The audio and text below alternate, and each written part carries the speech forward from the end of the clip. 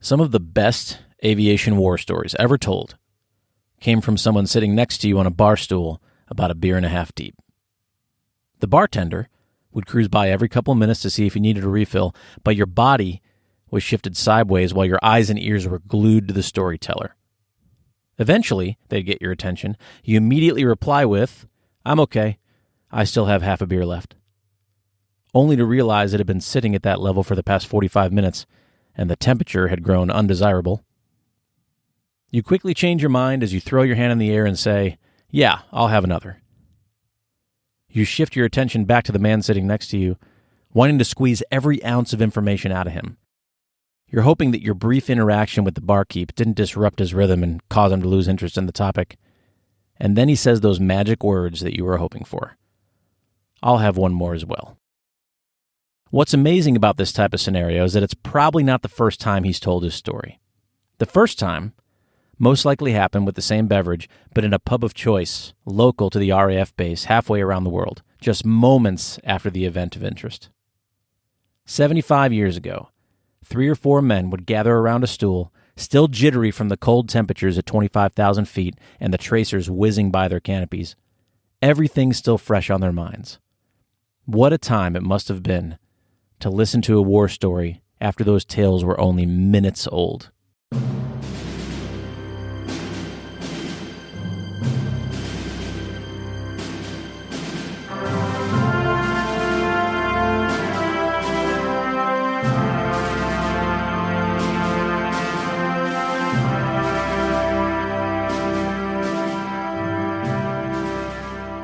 One of the greatest trips of my life was flying from Kansas City, Missouri in a Gulfstream 4 to Biggin Hill outside of London, England.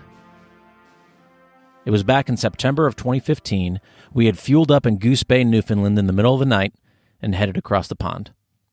My good friend Matt was in the left seat flying the airplane that day, and I was left to handle the radios and do our plotting and position reporting over the water.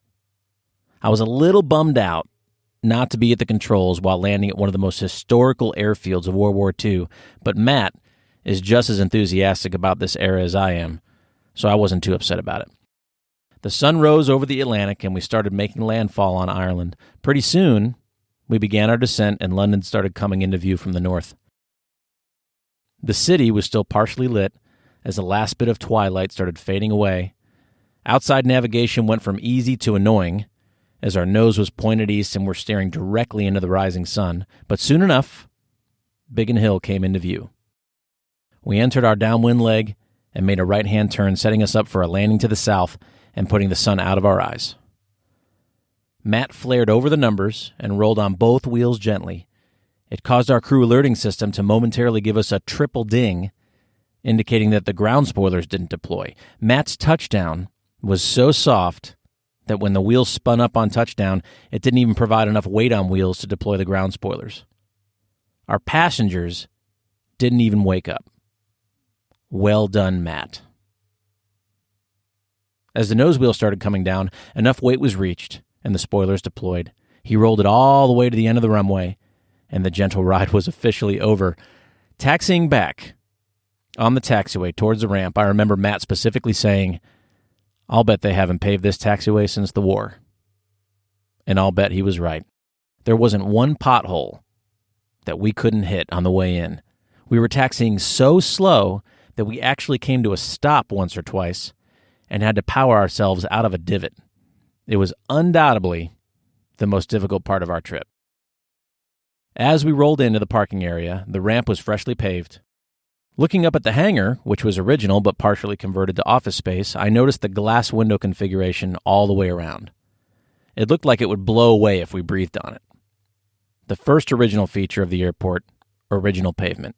The second feature, original and unbroken glass.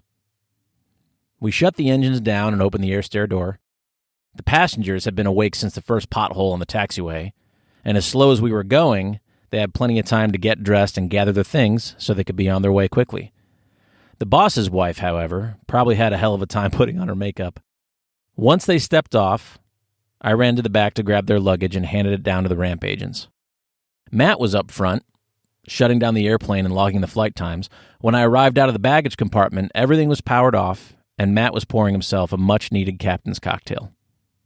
We both sat in the fine leather seats in the front of the cabin, sipping whiskey. It was 7 a.m. in England, but it was 2 a.m. for our body clocks. And then, out of nowhere, the third original feature of the airport unveiled itself. We both heard it at the same exact time, and we both locked eyes. Off in the distance, getting louder and louder, was a silky smooth Rolls-Royce Merlin engine. We both knew exactly where to look, and out the passenger window, we saw that legendary Spitfire breaking ground once again. We were silent for a moment. As we took in the sights and sounds, Matt leaned back in his chair, took a sip of his drink, and with a big smile on his face said, "This does not suck." Matt and I had no qualms with staying put on that airfield all day. Yes, the United States has airports and airplanes, but it wasn't the same. We were standing in a place where history happened, and we were watching that history take off right in front of us. But this still wasn't the place where those brave aviators sat and told stories with their beverages of choice. In Charleston, Massachusetts, right by the Mystic River, you can find a place called Warren Tavern, where Paul Revere used to sit and have a beer. It's still open to this day and tucked into a little quaint neighborhood. In Key West, Florida, where Ernest Hemingway wrote 2/3 of everything he ever published, you can still have a cold one at a bar called Sloppy Joe's, which has been there since 1933. Now, if those places are still open, then why can't we go find the local pubs of the RAF right here in Biggin Hill? Turns out, you can. Stop number 1, the King's Arms. Now, there are a lot of these places around London. It seems to be a commonplace chain of pubs at every turn, but there's only one original King's Arms. It is a Grade II building that has a history dating all the way back to 1585. Walking in, the planks on the floor are uneven and the beams that support the ceilings are quite low. There's actually an old story about a man named Sergeant Hughes with the Royal Air Force. He had just completed a mission and had downed an Me-109. His airplane was badly damaged. He was severely shot up and his hydraulic system was damaged as well. His flaps didn't work, and neither did his brakes, but he put it down safely at RAF Biggin Hill. Immediately upon exiting his airplane, he ran across the entire length of the runway, jumped a few areas of new construction, and settled at the King's Arms to order a pint of bitter. In mid-August of 1940, the airfield experienced one of many raids from above. There was a direct hit at the King's Arms by a German Dornier machine gun. Customers Bill Blundell, Lou Dean, and landlord Fred Horwood suffered injuries. Bill lost part of his leg, and unfortunately Lou and Fred died of their wounds several days later. Again, shortly after the war in 1949, a Spitfire had taken off from Biggin Hill and crashed into a nearby wall and hit a tree. The fuselage and the wing demolished a car and rammed that car into the King's Arms, damaging the roof of the building and also the bar itself. 2 pedestrians were walking by when it happened, and one of them suffered a fractured leg from flying fragments of the airplane. The engine from the Spitfire detached and hurtled through a cottage next door. A woman staying at the cottage, Mrs. Leaworthy, was sitting in a room with a woman named Anne Cockle. Anne was killed by the engine slamming through the wall, but Mrs. Leaworthy wasn't harmed. The Spitfire pilot, Flight Lieutenant D.A. Benson, was also killed. We sat and reminisced about how many other great stories must have been told inside these walls. Our third pilot, Rich, wanted to make a phone call while we were sitting down having a beer. We all forbade him from making a call on his cell phone out of respect for the more previous, technologically deficient generations that had all lingered there. But he really needed to make that phone call. So, we forced him to download an app on his phone that simulated a rotary phone.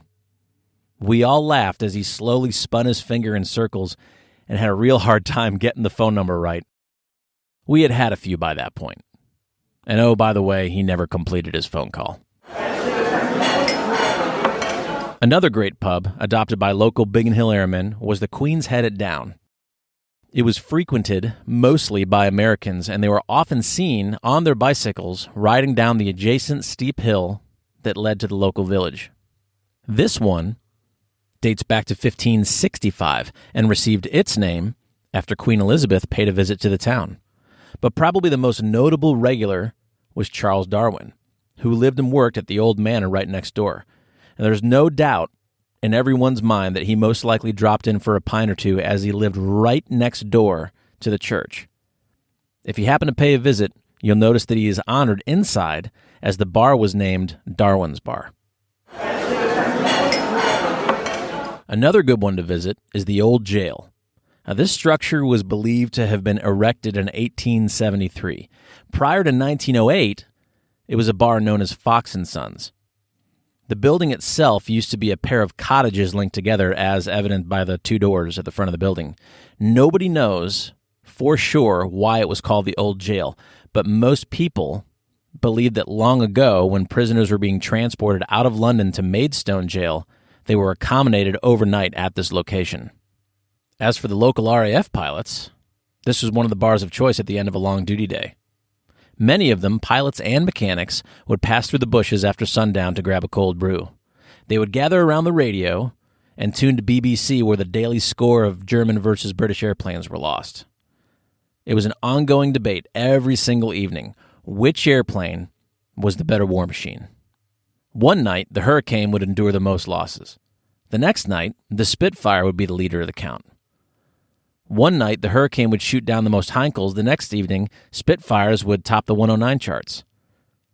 Some of their buddies wouldn't show up to the pub that evening, though, and they would be assumed to be part of that count over the English Channel. But many of them would be spotted the next day and be rescued. And the next evening, there would be a +1 at the bar, and after briefly describing the events that led to the late-night swim, the Spitfire Hurricane debate would start all over again, followed, of course, by the BBC Daily Score. The White Hart at Brasted, undoubtedly one of the most popular pubs for airmen.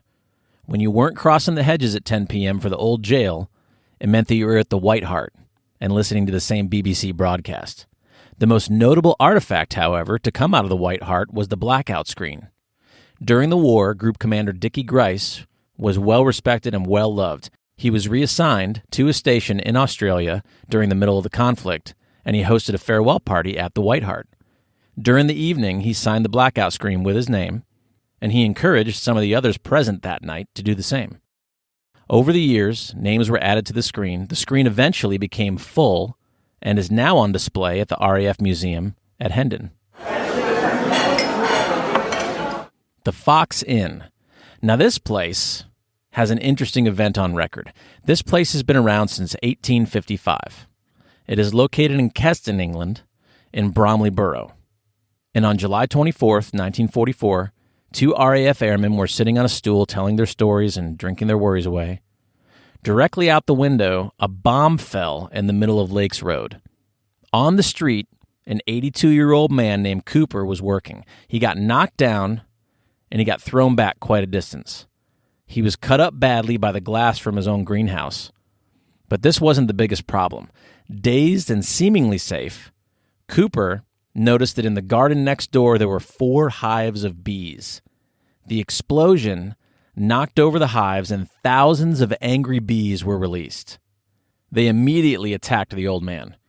Having been hurt from the blowback and the shards of glass, all he could do was shield himself and cry for help. The first person on the scene was his daughter, Elsie Cooper, who managed to at least throw a coat over him.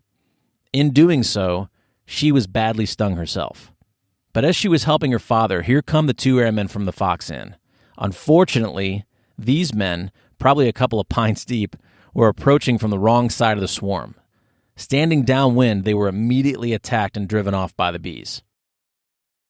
Opposite the daughter, other soldiers approached from the gun site, but also couldn't get to him. They were able to get to the daughter and assist her away to the gun site where she could be picked up for hospitalization. But on the upwind side of the swarm approached Police Sergeant Catchpole, who immediately ran for the old man. The man was unconscious by this point. Sergeant Catchpole lifted the man in the angry swarm and carried him across 3 gardens that had been turned to rubble by the explosion. When he had carried the old man to safety, Catchpole had been stung so many times that he was in a state of collapse. The RAF airmen worked together with a local man on duty named James Whiffen to grab a stretcher and get the old man and the police sergeant out of there. Catchpole had been taken to the hospital. He had been stung 132 times. The hospital insisted he stay for treatment, but after only an hour, the sergeant walked out, went back to the scene of the incident where he made arrangements for protection of property. He began to feel the effects a couple hours later and ended up on sick leave for the next 21 days. The old man unfortunately died of injuries sustained at 9:30 a.m. the next morning. Any savvy business owner knows that location is everything. Probably why there were so many bars by the airfield. But what about when the trains and the buses would make their drop-offs from London?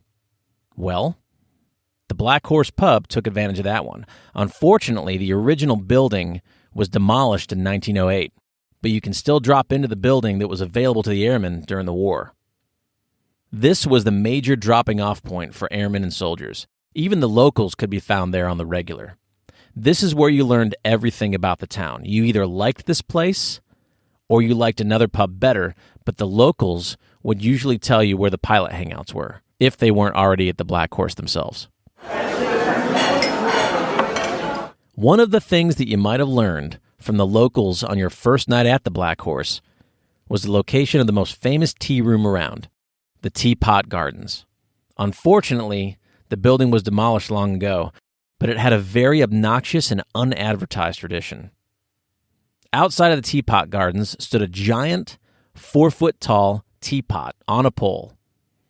It was a landmark for sure and great for business when it was actually there. Often at night, pilots would unload from the Black Horse, the White Hart, the King's Arms, or the Old Jail, and they'd have a little contest.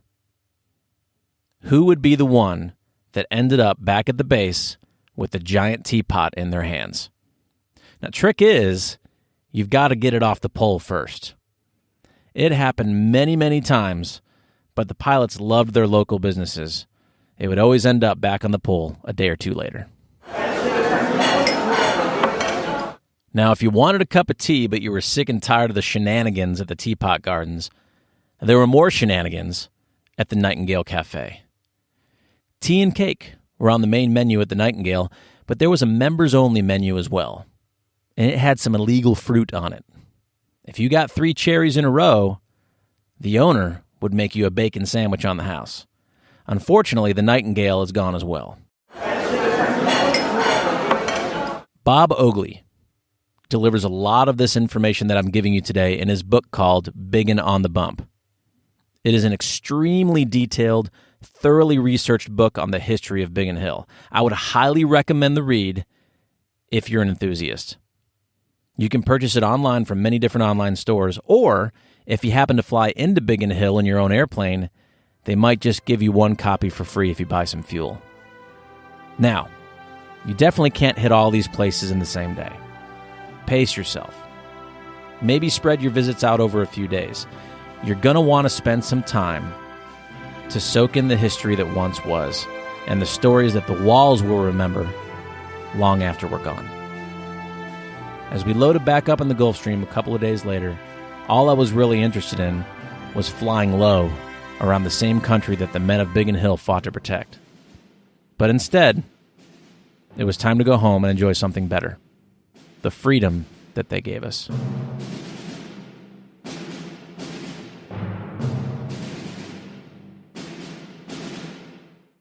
Hey everyone. I didn't want to interrupt your listening in the middle of the show, so I thought I'd put this at the end. I just wanted to take a brief moment and thank each and every one of you for listening to Warbirds. Now, as you already know, this show airs every 2 weeks. But if you want to narrow that down to once per week, there is a way. There's a members-only site of mine located on Patreon, and for $5 a month, you can gain access to 2 additional shows every month that regular Apple or Google subscribers won't have access to. I'll put a link in the show notes for you to make it easy to get there. Along with these members-only ad-free episodes, you'll gain early access to the regularly published bi-weekly episodes. In addition to that, You'll get a special sneak peek at upcoming episodes in the queue. I'll even be taking suggestions from members as to the topics that you want to hear. So if you're hungry for more stories, and 2 stories per month just won't tide you over, go ahead and download the Patreon app on your device. That's Patreon, or the link in the show notes, and sign up for a free account. Once you've signed up, search for Warbirds and you'll find the show pretty quickly. $5 a month will give you double the amount of shows and lots more. With your support, it'll give me a lot more time to focus on producing quality shows for you, and it'll keep me out of the air and at home more often, which I'm sure my wife would appreciate as well. So thanks so much again for supporting Warbirds, everyone, and we'll see you again soon.